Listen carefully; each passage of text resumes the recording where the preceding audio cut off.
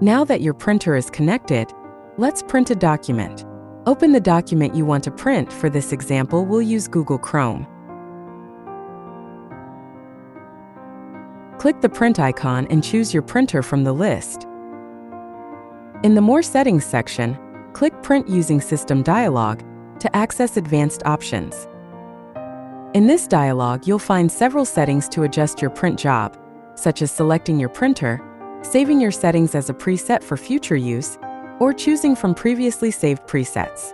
You can also set the number of copies, specify whether to print all pages or a selected range, and you can choose a paper size from here. You can select from standard sizes or create a custom size by clicking the plus icon, renaming it, and saving it for easy access later. Then in Printer Options, you'll find two feature sets, General and Advanced settings. In General features, you can adjust the print density, select a rotation option, choose a print speed, and pick a paper type such as label paper, black mark paper, or continuous paper. You can also adjust the horizontal and vertical margins to fit your specific needs from here.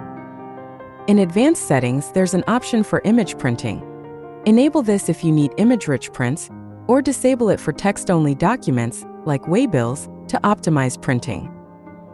You can also adjust gray levels to improve grayscale printing on certain documents. Once you've configured all settings, you're ready to print. Click Print to complete the job. Your document will print according to your specifications.